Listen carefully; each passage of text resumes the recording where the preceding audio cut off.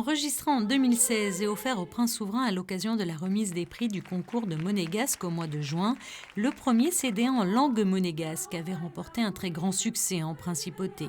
Un projet qui rassemble 3 entités, la mairie de Monaco au travers de l'Académie Régnier III et le Chœur Enfant, la direction de l'Éducation nationale par le biais des professeurs de langue monégasque et l'Orchestre philharmonique de Monte-Carlo.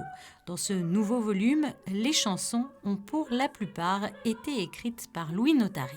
Nous avons une prière, la prière à Santa Madonna da Misericordia, donc écrite par Louis Notari sur une musique de Louis Principale. Une berceuse, prière du soir, qui avait été écrite en français et pour lesquelles Stéphane Maggi et moi-même avons fait la traduction en monégasque.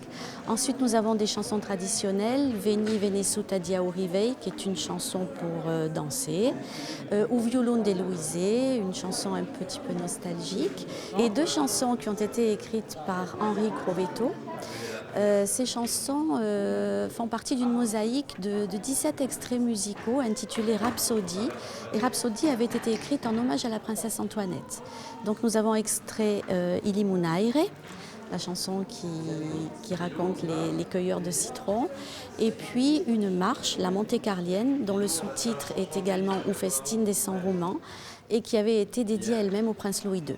Accompagnés par l'Orchestre philharmonique, ce sont donc 25 enfants qui ont posé leur voix pour l'enregistrement de ce CD. Dans le cadre de notre répétition hebdomadaire, le mercredi après-midi, on a travaillé tout notre programme de l'année et puis ces chants qu'on a préparés pour aujourd'hui. Alors c'est du monégasque, ils parlent tous le monégasque ou ils ont appris les chansons? Une très grande majorité le travaille à l'école, certains le parlent, les plus grands. Moi je ne le parle pas mais je le prononce et puis les professeurs de monégasque sont venus nous prêter main forte. Quelle est la difficulté de ce genre d'exercice? C'est que le micro pardonne très peu, voire rien du tout. Donc il faut vraiment le moindre détail, il faut être à même de répondre tout de suite aux sollicitations. Et puis là pour nous la difficulté supplémentaire c'est que l'orchestre a déjà enregistré, donc il faut se recaler dessus. Alors ça a l'avantage qu'on pourra retravailler la voix d'enfant seul, mais bon, pour nous c'est une difficulté supplémentaire. Un CD à vocation pédagogique qui sortira d'ici la fin de l'année et qui sera distribué en priorité dans les établissements scolaires de la Principauté. Un outil qui constitue un excellent support pour les professeurs de langue monégasque et qui sera proposé à toute personne qui en feront la demande.